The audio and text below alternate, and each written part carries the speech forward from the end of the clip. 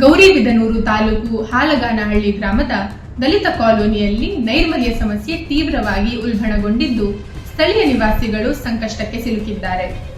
ಕಾಲೋನಿಯ ಚರಂಡಿಗಳು ಕೊಳಚೆ ನೀರಿಂದಾಗಿ ತುಂಬಿಕೊಂಡಿದ್ದು ದುರ್ವಾಸನೆ ಬೀರುತ್ತಿದ್ದು ಸಾರ್ವಜನಿಕರು ಮೂಗು ಮುಚ್ಚಿಕೊಂಡು ಸಂಚರಿಸುವ ಸ್ಥಿತಿ ನಿರ್ಮಾಣವಾಗಿದೆ.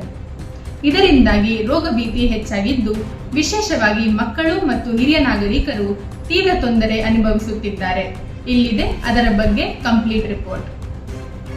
ಸ್ವಚ್ಛ ಭಾರತ್ ಅಭಿಯಾನ ಅನ್ನೋದು ಕೆಲವೊಂದು ಅಧಿಕಾರಿಗಳಿಗೆ ಅದೆಷ್ಟು ಮಟ್ಟಿಗೆ ಅರ್ಥವಾಗಿದೆ ಅನ್ನೋದೇ ಒಂದು ಯಕ್ಷ ಪ್ರಶ್ನೆ.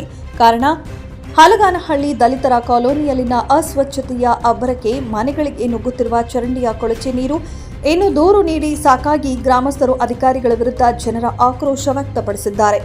ಇನ್ನು ಗ್ರಾಮದ ಚರಂಡಿಯಲ್ಲಿ ನೀರು ಸರಿಯಾಗಿ ಹರಿಯದೆ ಮನೆಗಳ ಒಳಗೆ ನುಗ್ಗುತ್ತಿರುವುದರಿಂದ ನಿವಾಸಿಗಳ ದೈನಂದಿನ ಜೀವನವೇ ಅಸ್ತವ್ಯಸ್ತವಾಗಿದೆ. ಹಲವು ಬಾರಿ ಗ್ರಾಮ ಪಂಚಾಯಿತಿ ಅಧಿಕಾರಿಗಳಿಗೆ ಮನವಿ ಸಲ್ಲಿಸಿದರೂ ಯಾವುದೇ ಕ್ರಮ ಕೈಗೊಳ್ಳಲಾಗಿಲ್ಲವೆಂದು ಸ್ಥಳೀಯರು ಆರೋಪಿಸಿ ಕೊಳಚೆ ನೀರು ಸರಿಯಾಗಿ ಹರಿಯುವಂತೆ ಚರಂಡಿಗಳನ್ನು ತಕ್ಷಣ ದುರಸ್ತಿ ಮಾಡಬೇಕು ಎಂದು ಮಹಿಳೆಯರು ಒತ್ತಾಯಿಸಿದ್ದಾರೆ.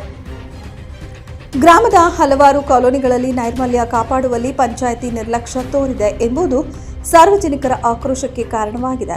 ಕುಡಿಯುವ ನೀರಿನ ಸಮಸ್ಯೆಯೂ ತೀವ್ರವಾಗಿದ್ದು, ಒಂದು ಕಡೆ ನೀರಿಗಾಗಿ ಪರದಾಡುವ ಪರಿಸ್ಥಿತಿ ಇದ್ದರೆ ಇನ್ನೊಂದೆಡೆ ಪಂಚಾಯಿತಿ ಆವರಣದಲ್ಲಿ ಹಾಕಿರುವ ಪೈಪ್ಲೈನ್ ಒಡೆದು ಅಮೂಲ್ಯವಾದ ನೀರು ವ್ಯರ್ಥವಾಗಿ ಹರಿಯುತ್ತಿದೆ.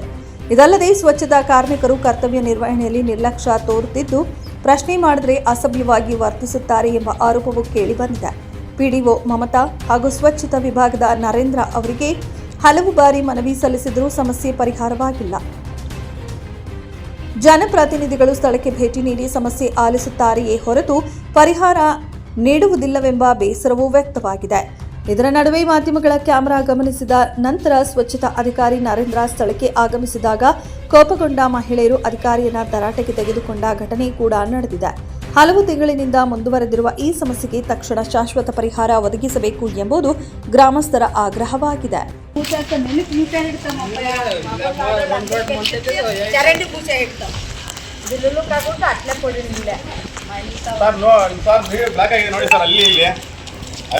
సొళ్ళగల కాట బాగుందా రొమ్ము కడిగిందా అదో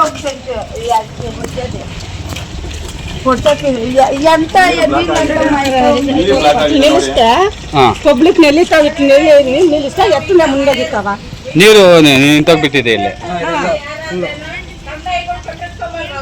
ಕನ್ಯಾ ಕಟ್ತಾ ಇದ್ರಾ? ಎಷ್ಟು ಕಟ್ರಿ? 7,000 ಕಟ್ಟಿದ್ರಾ? ನೀರು ನಿಂತೋಗಿದೆ ಪಾಪ. ಎಷ್ಟು?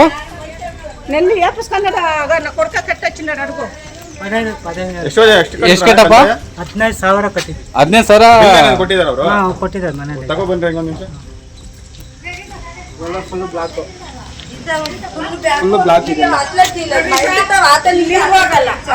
ಬೈಯಲ್ವಾ ಮನೆಯವರು ಇಲ್ಲ, ಅವರು ದೊಡ್ಡಬಳ್ಳಾಪುರಕ್ಕೆ ಹೋಗವ್ರಿ. ಈ ತರ ಮಾಡ್ಬೇಕು, ಅವರೇ ಬೇಕಾ ಮತ್ತೆ ಅದು ಚರಂಡಿ